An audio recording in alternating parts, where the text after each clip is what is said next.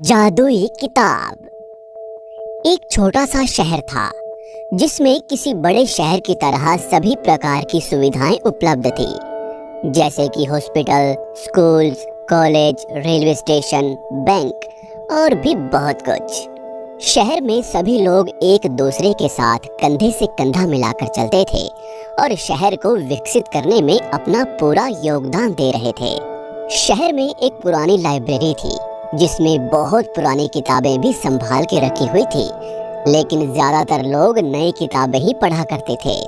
संजू नाम का एक लड़का जो बहुत शरारती था और पढ़ने में कमजोर था, उसे एक दिन उसके पिताजी अपने साथ लाइब्रेरी ले गए कि वो लोगों को पढ़ते देख कुछ सीखे और पढ़ने लगे। संजू के पिताजी ने उससे कहा, संजू देखो यहाँ कितने लोग पढ़ रहे हैं, तुम भी अपनी पसंद की कोई किताब ले लो और यहाँ बैठकर पढ़ो। जी पिताजी, कहकर संजू किताबें खोजने लगा और एक के बाद एक किताब निकालता और वापस उसे रख देता। ये करने से काफी आवाज हो रही थी और बाकी सब लोगों का ध्यान नहीं लग रहा था। तो संजू के पिताजी ने उसे कहा, संजू तुम यहाँ आवाज मत करो, अंदर जाके पुरानी किताबें देखो। फिर संजू लाइब्रेरी के आखिरी कोने में रखी हुई पुरानी किताबों की ओर चलने लगा। पुरानी किताबें देखकर संजू की उत्सुकता बढ़ रही थी और उसने एक किताब निकाली और टेबल पे बैठ गया। उस किताब के ऊपर तो कुछ नहीं लिखा था, लेकिन जब संजू ने एक पेज पलटा तो उस पे बड़े अक्षरों में लिखा था जादुई किताब, और उसके बिल्कुल नीचे छोटे अक्षरों में लिखा था पढ़ो और बढ़ो।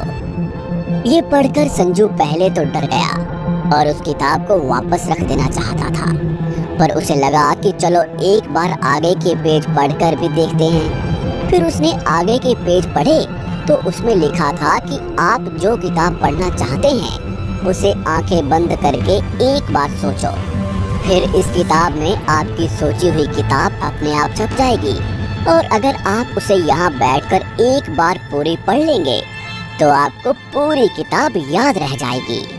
संजू ने आंखें बंद करके अपने स्कूल की एक किताब के बारे में सोचा जो कि उसे बिल्कुल पसंद नहीं थी। फिर आंखें खोलकर देखा तो वो इस जादुई किताब में छप चुकी थी। संजू अब उस किताब को पढ़ रहा था और करीब 1 घंटे में उसने पूरी किताब पढ़ ली।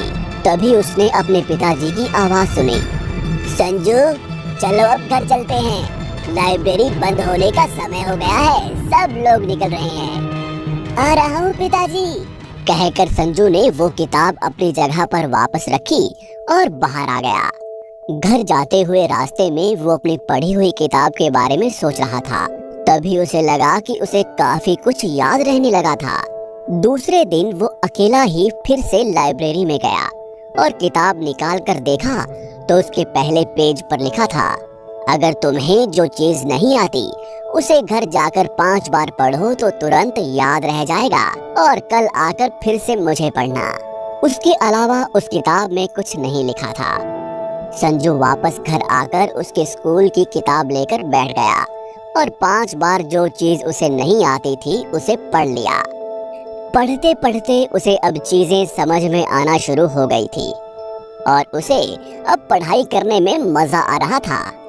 तीसरे दिन संजू फिर से लाइब्रेरी जाकर उस किताब को लेकर बैठ गया और उसे पढ़ना शुरू किया तो देखा कि उसके पहले पेज पे लिखा था, बहुत अच्छे संजू, अब तुम इसी तरह से सब किताब बार बार पढ़ोगे तो तुम्हें सब कुछ याद रहेगा और तुम एक अच्छे स्टूडेंट बन सकोगे। अब संजू को उस जादुई किताब की बात समझ में आ गई थी और उसने अपने एग्जाम्स में खूब मन लगाकर मेहनत की और अपनी क्लास में पहले नंबर पर पास हुआ। सभी लोग उससे काफी खुश थे। सब लोगों के पूछने पर संजू ने अपनी सफलता का राज सबको बताया और अपने दोस्तों को लेकर लाइब्रेरी में जाकर वो जादुई किताब निकाली और उसे पढ़ने लगा, लेकिन इस बार उसमें सिर्फ एक लाइन ही लिखी हुई थी, प्यारे बच्चों, मेहनत के आगे बड़ी से बड़ी मुश्किल भी छोटी बन जाती है। खुद पे भरोसा रखो और जम के मेहनत करो, सफलता तुम्हारे कदम चूमेगी। संजू के साथ साथ सभी बच्चे अब उस जादुई किताब की बात समझ गए थे और खुशी खुशी अपने घर जाकर दुगने उत्साह और विश्वास के साथ पढ़ाई में मेहनत करने लगे थे। अब सभी बच्चे अच्छे नंबरों से पास होते थे। सही में किसी ने सच ही कहा है, कठोर परिश्रम का कोई विकल्प नहीं।